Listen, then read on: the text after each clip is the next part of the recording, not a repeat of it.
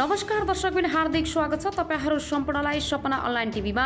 अहिलेसम्म तपाईले सब्स्क्राइब गर्नु भएको छैन, तपाई नयाँ हुनुहुन्छ भने छेउमा रहेको बेल आइकनलाई दबाई अलमा क्लिक गर्न नबिर्सनु होला। आउनु सब लागौं मुख्य खबरतर्फ। भर्खरै प्रधानमन्त्री ओलीलाई पुलिसले घिसार्दै लगे, हुने भयो यति वर्ष जेल। अधिवक्ता यादवले भने राष्ट्रपतिले ओली पाएकहरूलाई प्रधानमन्त्री बन्नै नदिने तयारी गरेको देखियो। जनमोर्चा सांसदको कारबाही रोक्न माग गर्दै सभामुख अधिकारी र दल नेता थापा पुगे सर्वोच्च। सक्नेले कर बुझाउन नसक्नेलाई जरिवाना नगरिदेऊ, सत्ता जोगाउन मन्त्रालय थप्दै प्रदेशहरू। संवैधानिक इजलासमा आज नागरिकता अध्यादेश विरुद्धको सुनवाई। मन्त्री तामाङको सम्पत्ति 14 ठाउँमा जग्गा, 22 तोला सुन। राष्ट्रपति भण्डारी र प्रधानमन्त्री ओली बीच 2.5 घण्टा वार्ता। भागपण्डामा सहमति नजुट्दा प्रदेश 2 का सरकारमा माओवादी सहभागी नहुने। संसद विघटनको मुद्दामा सर्वोच्चद्वारा अन्तरिम आदेश दिन अस्वीकार, विपक्षीसँग लिखित जवाब माग। अब सुन्नुहोस् पुरा समाचार। नेकपा माओवादी केन्द्र जसपा नेतृत्वको प्रदेश 2 सरकारमा सहभागी नहुने जनाएको छ। वार्ताका लागि कार्यदलका सदस्य समेत रहेका प्रदेशसभा सदस्य जगत यादवले लालबाबु राव नेतृत्वको सरकारमा सहभागी नहुने जानकारी दिए।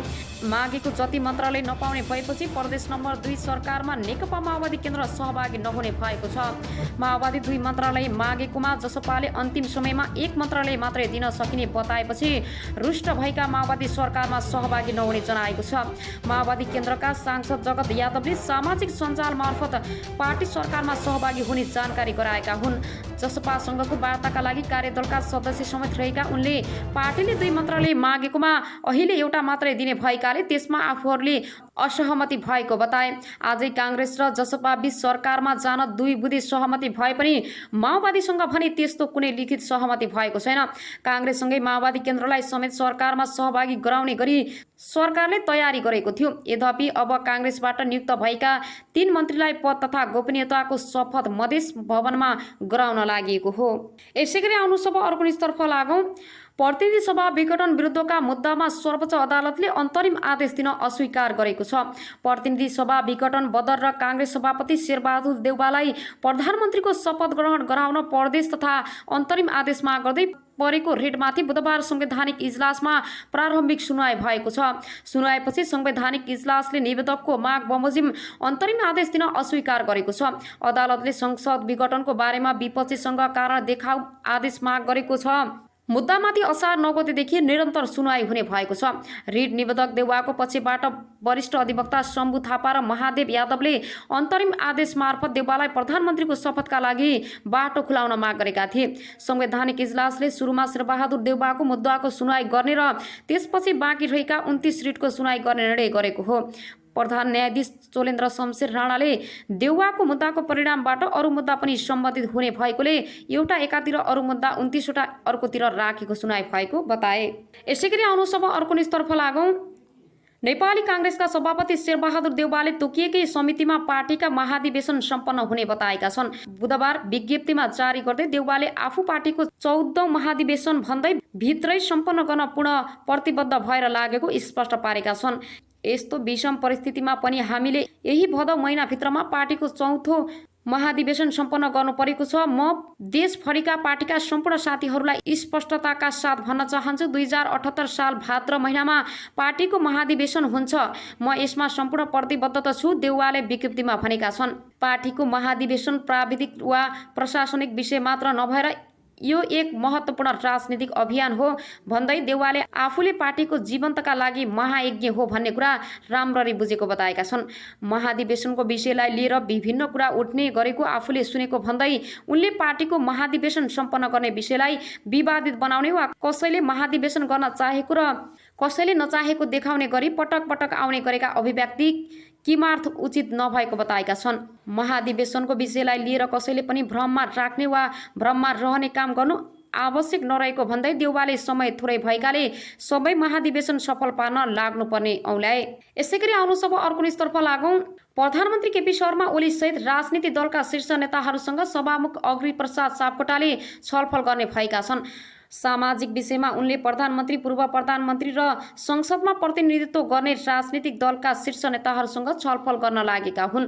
सभामुखले जेठ 28 गते दिउँसो 2 बजे संसद भवनको लोत्सो हलमा छलफल कार्यक्रमको आयोजना गरेको उनको सचिवालयले जनाएको छ।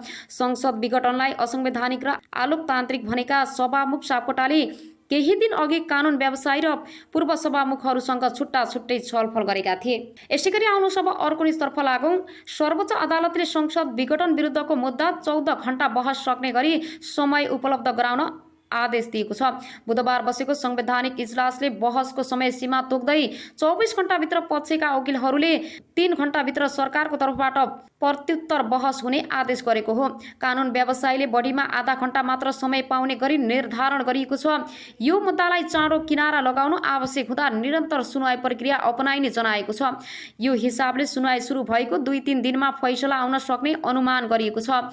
यस्तै संवैधानिक इजलासले संसद विघटन विरुद्धको मुद्दाको सुनवाईका लागि सर्वोच्च अदालतको सहयोगी एमिकस क्युरी झिकाउने आदेश गरेको छ। असंवैधानिक इजलासले नेपाल बार एसोसिएसन र सर्वोच्च अदालत बारबाट 2 जना वरिष्ठ अधिवक्तालाई झिकाउने आदेश गरेको हो। पहिलो पटक गत पुसमा भएको संसद विघटनको मुद्दा पनि सर्वोच्चले एमिकस क्युरी बोलाएर राज्य राय लिएको थियो। प्रधान न्यायाधीश चोलेन्द्र शमशेर जबललाल नेतृत्वको संवैधानिक र इजलासले एमिकस क्युरी प्रत्यर्थी कानुन व्यवसायी र सरकारी वकिललाई असार 10 गते भित्र लिखित बहस नोट बुझाउन पनि आदेश गरेको छ। यस्तै इजलासले प्रतिनिधि सभा विघटन सम्बन्धी निर्णयको फाइल 7 दिनभित्र अदालतमा पेश गर्न राष्ट्रपति कार्यालयलाई आदेश दिएको छ। सर्वोच्चले प्रतिनिधि सभा विघटन गर्न मन्त्री परिषद बैठकको निर्णय प्रधानमन्त्रीको सिफारिस समेत पेश गर्न आदेश जारी गरेको छ। प्रतिनिधि सभा विघटन सम्बन्धी मिति 2078-2007 को नेपाल सरकार मन्त्रालयको निर्णय प्रधानमन्त्रीले गर्नुभएको सिफारिस तदअनुसार राष्ट्रपतिबाट भएको निर्णय सम्बन्धी फाइल कागजात सम्बन्धी कार्यालयहरूबाट आजका मितिले 7 दिनभित्र अनिवार्य रूपमा झिकाए मिसिल सामेल राख्नु इजलासले जारी गरेको आदेशमा भनिएको छ। प्रतिनिधि सभा विघटनको मुद्दामा संवैधानिक इजलासमा अब असार 9 गतेदेखि नियमित सुनवाई हुनेछ। बुधबार शेरबहादुर देउवा सहितका सांसदहरूले दायर गरेको रिटमा प्रारम्भिक सुनवाईपछि संवैधानिक इजलासले सो आदेश गरेको हो। यसैगरी आउनु सब अर्को नितर्फ लागौं। प्रदेश नम्बर 2 नेपाली कांग्रेस र नेकपा माओवादी केन्द्र पनि सरकारमा सहभागी हुने भएको छ। सरकारमा सहभागी हुन जनता समाजवादी पार्टी, नेपाली कांग्रेस र माओवादी केन्द्रबीच भर्खरै सहमति भएको छ। कांग्रेसलाई प्रदेश सरकारको 3 महत्त्वपूर्ण मन्त्रालय दिने सहमति भएको छ। कांग्रेसका तर्फबाट राम सरोज यादवको नेतृत्वमा ओम प्रकाश शर्मा र वीरेन्द्र सिंह मन्त्री बन्दैछन्। राम सरोजलाई भौतिक मन्त्रालय, ओम प्रकाश शर्मा खानेपानी तथा सिंचाई र वीरेन्द्र सिंहलाई महिला बालबालिका युवा तथा खेलकुद मन्त्रालयको जिम्मेवारी दिने बताइएको छ। माओवादी केन्द्रका तर्फबाट भरत शाह र जगत यादव मन्त्री बन्ने लगभग पक्का भए पनि मन्त्रालयको टुङ्गो लागिसकेको छैन।